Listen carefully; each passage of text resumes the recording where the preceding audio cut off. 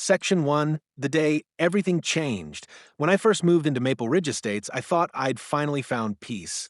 After 10 years of working construction and saving every dime, I bought a modest but beautiful two-story home with a wide front porch and a yard big enough for my daughter Lily to play safely. Lily was only 11, bright as the morning sun and blind since birth. Her world was sound and touch, and the heart of her world was Shadow, her golden retriever guide dog. That dog wasn't just her eyes, he was her confidence, her independence, her laughter. The two of them were inseparable. From the moment we moved in, Shadow led her around the property, nose nudging gently against her leg, tail wagging whenever she found her way to the porch steps. I built her a small garden path lined with wind chimes so she could follow the sounds without losing her way. Every neighbor who saw them smiled, waved, and told me what a wonderful pair they were. Well, almost every neighbor. That's when I first met Karen. She lived across the cul-de-sac in a huge beige house with trimmed hedges so sharp you could have cut your hand brushing past them. From the very start, she made it her mission to manage the neighborhood like it was her personal kingdom. Every morning, she patrolled the block with a clipboard in hand and a face frozen in disapproval. When we first met, she introduced herself not with a hello, but with, "I'm the HOA president and we have rules here." At first, I brushed it off. I'd heard about HOA Karens before, women who took homeowner association rules way too seriously. I figured if I followed the basics, we'd be fine. But that first week, she left 3 violation notices in my mailbox. One said my garbage bin was visible from the road. Another said I had unauthorized decorations, Lily's wind chimes. And the third, the one that truly crossed the line, said, "No pets allowed on common walkways without written approval." I remember knocking on her door that evening with Shadow's leash in hand. Lily stood beside me, one hand on Shadow's back, wearing her soft pink coat and the biggest grin. "Hi, Ms. Karen," she said sweetly. "Shadow helps me walk. He's my guide." Karen looked down at Shadow like he was a rat in her kitchen. "That may be," she replied, "but service animals still require proper HOA authorization. We have appearances to maintain. You'll need to file for an exemption." I stared at her, dumbfounded. An exemption? For a service dog? Her mouth curled in that smug smile only people like her can manage. "Rules are rules, Mr. Carter. We can't make exceptions, or everyone will want one." I wanted to argue, but Lily's small hand squeezed mine, her silent way of saying, "Let's go home." I took her back across the street, seething but silent. I told myself not to overreact, that maybe she just didn't understand the law. But over the next few weeks, it became clear she knew exactly what she was doing. Karen began sending official HOA warnings about animal waste in the park, even though I always cleaned up after Shadow. She reported nuisance barking, which was impossible since Shadow barely barked at all. Then she started calling the police for violations of HOA bylaws. The officers who showed up were apologetic, realizing almost immediately it was a false report. Still, every visit left Lily shaken. "Daddy," she whispered one night, her hands trembling as she stroked Shadow's fur. "Does Ms. Karen not like us?" I swallowed hard. "Sweetheart," I said, brushing her hair aside, "some people don't understand what kindness looks like.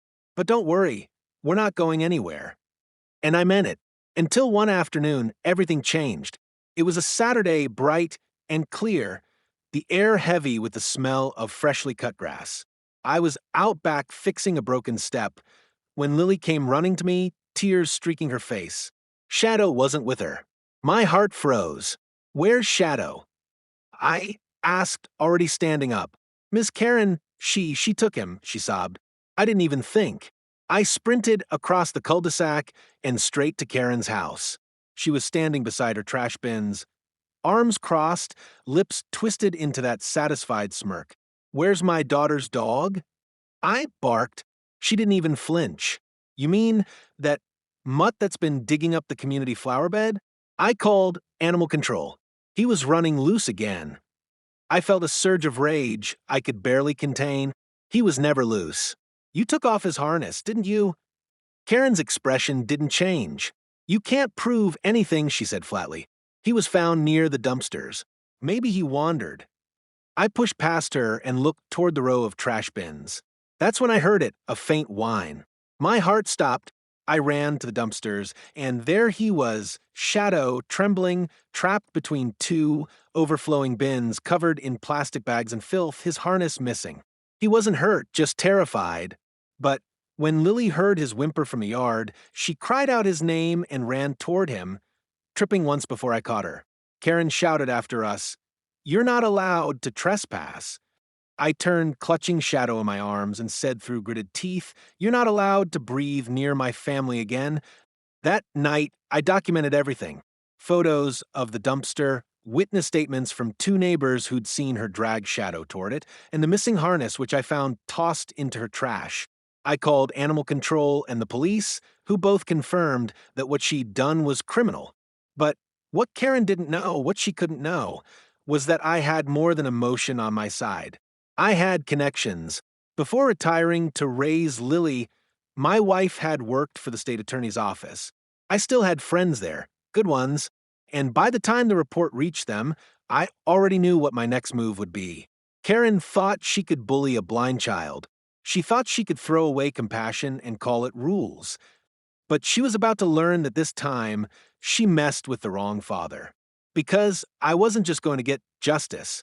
I was going to take everything from her, starting with that house she thought she ruled. Section 2, the paper trail, and the turning point after the dumpster.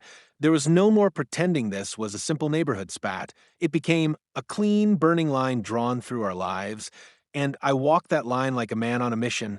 The first thing I did was get Shadow to a vet, not just because he needed a bath and antibiotics for the grime he'd swallowed, but because I wanted a professional record, wounds, shock symptoms, and a clear medical opinion that the dog had been intentionally placed where he could have died. The vet's note was clinical and precise. It smelled like justice on paper. While the lab techs worked, I started collecting everything else: doorbell and ring footage from neighbors, the torn strap of Shadow's harness I found in Karen's recycling bin, and dozens of eyewitness statements from people who, until that morning, had been afraid to speak up about petty fines and harassment. I learned quickly who to knock on: the retired mail carrier who'd seen Karen lift the bag, the young mom who'd filmed Karen carrying something over her shoulder at dawn, Tom, the HOA treasurer who, with shaking hands and a face like he'd swallowed a regret, slid me a thumb drive full of internal emails he'd been too frightened to open publicly before. Tom's voice trembled when he said, "I couldn't keep enabling this." And when he handed over the documents, the whole pattern of Karen's cruelty started to look less like tantrum and more like design. The emergency enforcement memo that gave the president unilateral removal powers? Forged. The invoices for so-called community hauling that always cleared out the dumpster the same nights Karen was seen on camera? Paid to a shell company registered under her cousin's name. The meeting minutes that supposedly justified the new no animals on common walkways rule, altered retroactively the night before she marched across our lawn.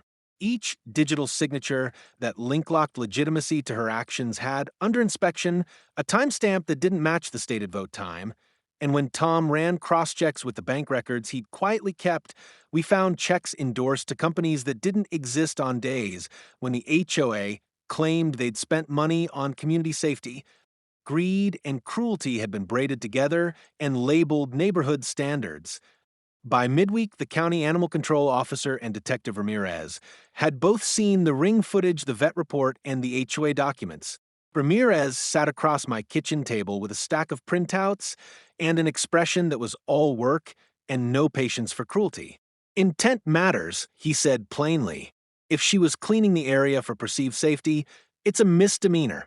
If she intentionally removed a service animal from the care of a protected person to intimidate them, it's a felony-level harassment and endangerment case.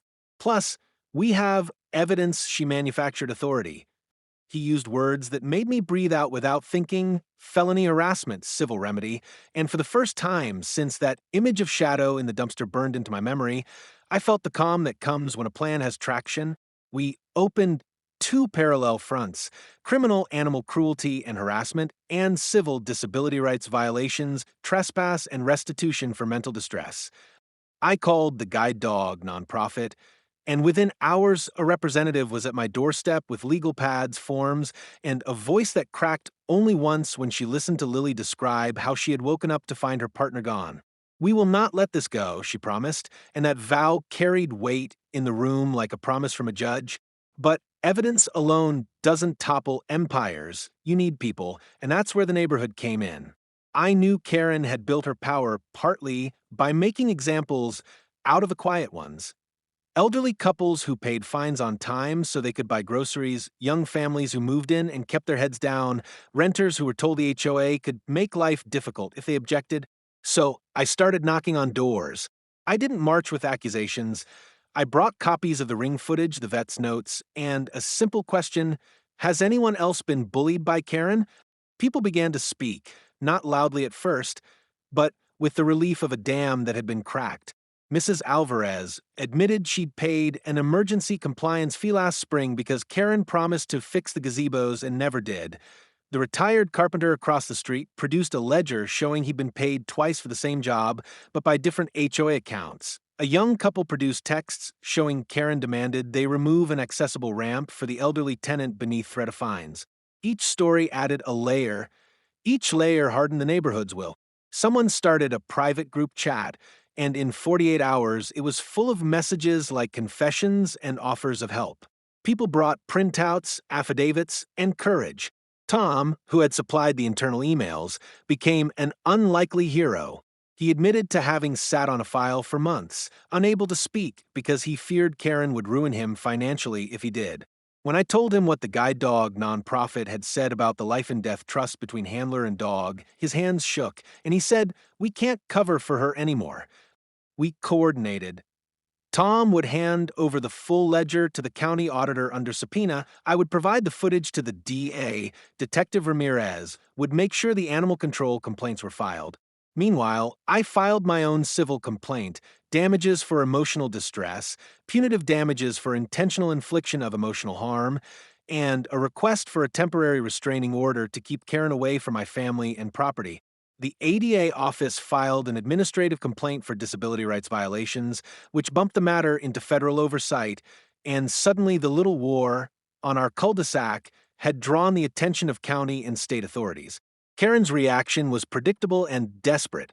She hired a high-priced attorney who sent me a cease and desist that read like a ransom note in legalese, accusing me of defamation and threatening countersuits. She wrote an HOA-wide email with the polished hypocrisy of a woman who is used to mobilizing fear.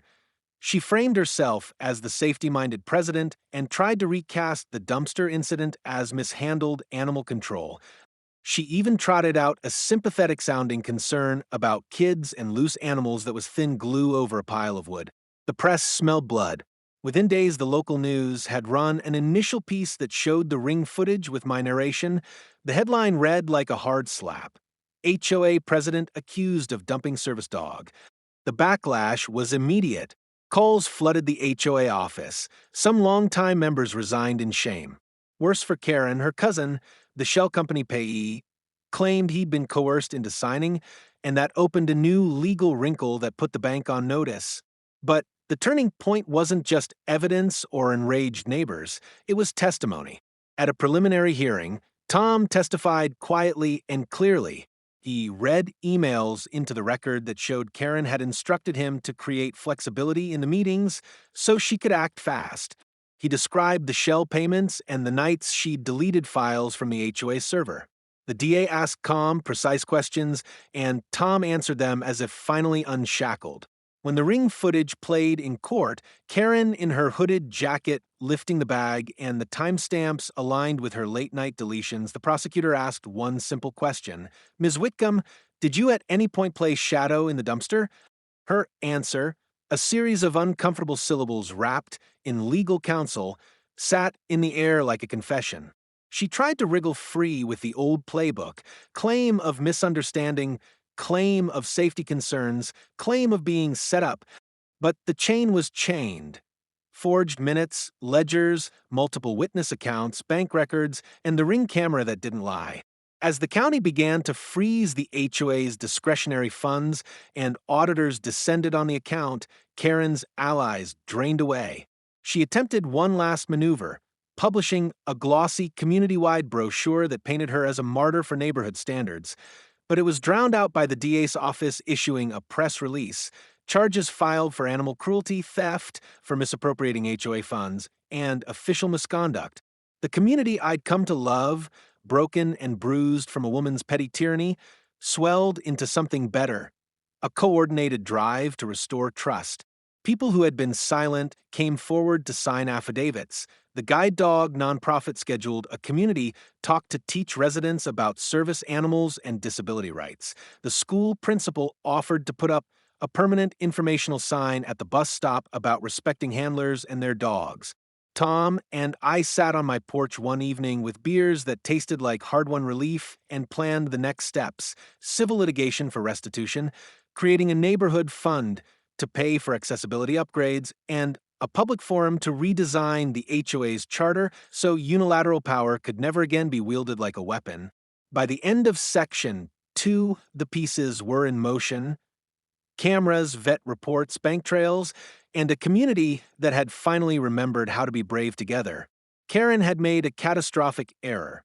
She believed rules could replace empathy, that paper authority could hide a moral void. She'd thought the fear she'd cultivated would outlast anyone's courage to fight back. But courage had a way of arriving like urgent weather, sweeping through the cul-de-sac, unburying the truth, and setting the stage for the reckoning that would come next. Section 3. The evidence that changed everything. The moment I walked out of the police station with Emily, I felt a fire burn inside me that I hadn't felt since my years in the service. HOA Karen had gone too far. My daughter's guide dog, Daisy, wasn't just a pet, she was her world, her eyes. And that woman had dumped her in the trash like garbage. The police had said they were looking into it, but I knew what that really meant: paperwork and delays. So, I decided to gather evidence myself. The next morning, I started combing through the neighborhood security cameras. Most houses had doorbell cameras. I went door to door, politely asking my neighbors if I could review their footage. A few were hesitant, not wanting to get involved with the HOA, but others were sympathetic, especially after hearing that a blind child service dog had been hurt. Within a few hours, I found what I needed: clear footage of Karen dragging Daisy by the leash down the sidewalk. Daisy struggled, yelping as Karen yanked harder. Then, she disappeared behind the community dumpster. Moments later, Karen returned alone, brushing off her hands like she'd just taken out the trash. That clip alone would have been enough for most people, but I wasn't done. I knew Karen had influence on the HOA board, and she'd likely twist the story before it even reached the police. So I went deeper.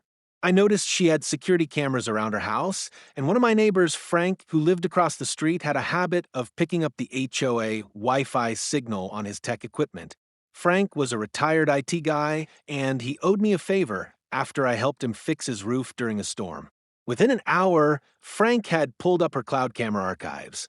What we saw next made my blood boil. Karen wasn't just the one who hurt Daisy, she'd been planning it. There were videos of her pacing around her backyard, talking to her husband, ranting about that blind kid's mutt ruining her mornings, about how she'd had enough of the dog poop, which was a lie. Daisy was trained better than most humans. Then came the clip of the night it happened. Karen waiting until I left for work, walking right up to our fence, unlatching the gate, and luring Daisy out with a piece of meat. Frank looked at me with wide eyes. "You need to take this to the sheriff. Now." And I did. But not just that, I made copies. I uploaded them to a secure drive and sent them to a friend at the local news station. If the HOA wanted to bury this, they'd have to bury the whole town with it. When I got home, Emily was sitting on the couch, Daisy resting her head on her lap. The dog was alive, but scared. She flinched at every noise, her ears constantly twitching. Emily whispered, "Dad, did you find out who did it?" I knelt beside her. "Yes, sweetheart. And she's never going to hurt anyone again." That night, word spread fast. Neighbors came to our house. some apologizing for staying silent so long. Others offered to testify. For the first time, people weren't afraid of Karen. They were angry. The next HOA meeting was supposed to be routine, dues, landscaping, the usual nonsense. Instead, it turned into a reckoning. I showed up with a laptop, a projector, and half the neighborhood behind me. When the room filled, I stood and hit play. The footage of Karen dragging Daisy silenced every whisper. Some gasped, some cried. Karen's face went pale as a ghost. "This," I said, my voice calm but heavy, "is what your HOA president thinks of a disabled child's safety." She tried to interrupt, claiming it was fake, that I doctored it, but the timestamps matched her own camera feed. The board members looked disgusted. The police arrived minutes later. I'd called them before the meeting even began. They took her statement, reviewed the footage, and before everyone's eyes, arrested her on the spot for animal cruelty, trespassing, and harassment.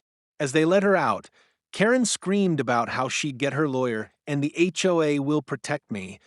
But everyone could see no one was standing with her. Not anymore. But even as she disappeared into the police car's flashing lights, I knew this wasn't over. The HOA was still in her name. The bylaws she'd written herself gave her ridiculous power. I needed to make sure that power was stripped from her and everyone who enabled her. That's when I made the decision. I wasn't just going to get justice. I was going to take her house. And the way I'd do it? Perfectly legal, beautifully ironic, using the very HOA rules she'd built to control everyone else. The real revenge was just about to begin. Section 4. The reckoning and the house we built from her ruins. When the courtroom doors opened that morning, it felt less like a theater and more like a threshold, the thing we'd been barreling toward for weeks, the place where all the dock pieces of truth would either sink or float. The DA's team had stacked the file thick. Ring footage, neighbor affidavits, the vet's report about Daisy's shock and exposure, the forged minutes Tom had produced, bank records showing the HOA slush fund Karen had been quietly draining for years. They'd added the late-night camera pulls from Frank that proved she'd lured Daisy out, the animal control logs, and the ADA office's administrative findings that Karen's emergency enforcement memo was not only fabricated, but expressly designed to dodge federal protections for service animals. It wasn't just criminal cruelty now, it was a pattern of abuse backed by money and paper, and the law dislikes patterns. I sat with Emily, Daisy curled in her lap, still a little wary when someone reached for her, and watched as one by one the players I'd corralled stepped to the stand and spoke simple, honest things. I saw her, I found the harness in her trash. She told me to remove it for the good of the view. Simple truths have a way of collapsing elaborate lies. Karen's defense tried the old moves, confusion, contesting timestamps, implying motive in the witnesses. But when Tom Reed allowed the email instructing him to create flexibility and the bank statements showed duplicate payments to a shell company with Karen's cousin as signatory, the theater collapsed into a ledger. The jury didn't need melodrama. They needed to see that the woman who fancied herself a steward of the neighborhood had weaponized bylaws to enrich herself and terrorize neighbors. When the verdict came, guilty on counts that included animal cruelty, official misconduct, and fraud for the misappropriation of HOA funds, the judge's face was set in that rare, quiet kind of disappointment that says someone had betrayed public trust. The sentence included restitution to the families Karen had harmed, mandatory community service hours at the county animal shelter and a disability rights organization, and a ban from holding HOA office for a decade. It was justice in measured words, but it didn't end there. The civil suits moved on a parallel track. The county filed for asset seizure to recoup the funds siphoned from the HOA accounts, and that is where the house Karen had used as the stage for her petty cruelties, came into focus. Banks and auditors followed the money like hounds. The shell companies, the bogus invoices for community hauling, the payments that padded a private account, all pointed to properties bought and maintained through ill-gotten HOA cash. Under state restitution laws, the county placed liens on the assets identified in the audit. The rental Karen used to launder cash, and the primary house where she'd held court became legal instruments to settle debts to the community. What felt vindictive in breathless rumor was actually procedural and cold. The state reclaimed stolen funds, and when the rental came up for auction, a consortium of neighbors, guided by the new, transparent HOA board and the county's restitution plan, arranged for it to be purchased into a community trust. The trust's charter was simple: convert the rental into accessible housing and a workshop that would build ramps, teach adaptive carpentry, and host pro bono legal clinics for residents who were being bullied by petty enforcement. The money from Karen's seized assets also funded emergency accessibility retrofits for elderly and disabled neighbors who'd been fined and pressured into compliance, while Karen lined her pockets. Turning the engine of her theft into infrastructure for repair felt almost holy. It turned her currency of cruelty into communal currency for care. There was a ceremonial afternoon when the keys were handed over, a moment that somehow made sense of all the late nights and courthouse waiting rooms. People showed up carrying tools, casseroles, and apologies. The mayor spoke briefly and clumsily about civic duty. The Guide Dog nonprofit presented Daisy with a small medal for bravery and resilience. Kids handed Emily flowers. The rental-turned-workshop smelled like lumber and fresh paint. It thrummed with people learning how to measure a ramp and how to file a complaint with the county clerk.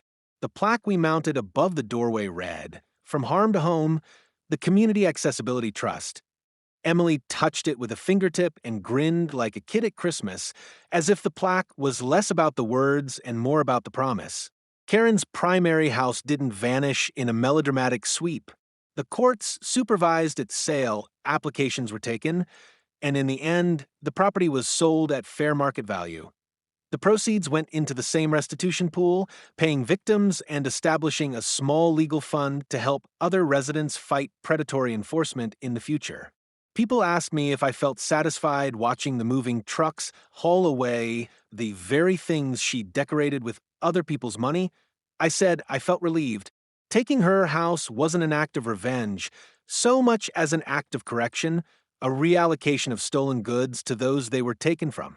The hard part was seeing how small and human everything still looked from the street. A crooked mailbox, an old bird bath, a yard that no longer screamed for perfection. Power, it turned out, had a very ordinary architecture. What surprised me most was how quickly the neighborhood changed once the institutional leverage was removed. The new HOA charter included open minutes, independent audits, and an ombudsperson appointed by the county for oversight. We installed a small camera network at key community intersections, not to spy on neighbors, but to document incidents and deter future cruelty. Trainings about disability rights and service animals became regular features of the community hall. Children's groups learned how to approach a handler and a guide dog correctly. The rentals workshop started producing free ramps for seniors and free lessons on documentation for anyone dealing with heavy-handed boards. People who'd once lowered their heads now spoke up mid-meeting, and when someone suggested a bylaw that seemed remotely arbitrary, 20 hands went up to ask for clarification before a vote was taken. That restructuring felt less like victory and more like a civic reset. A slow-moving structural change built from paperwork, court orders, and a community's renewed habit of looking after one another. For Emily, the arc of the story was simpler and truer than all our legal briefs. Daisy recovered, and Emily's confidence did too. They walked the block together again, Daisy's steps measured and dignified, Emily's cane tapping like a small metronome that meant life was steady. People called out and waved.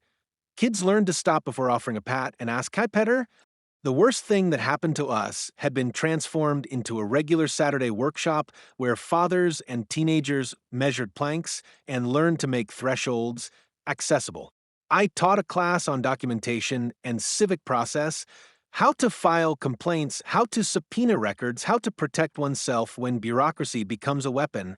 Men and women who'd once feared Karen's clipboard now signed up to volunteer at the workshop, building mobility equipment for neighbors who needed it. In a quiet moment one evening, months after the keys had been handed over and the plaque nailed to the wall, Emily and I sat on our porch with Daisy between us. The street light hummed faintly. She leaned her head on my shoulder and said, "Dad, we made something good out of something bad." I thought about the dumpster and the courtroom and the long, slow process of turning harm into restitution.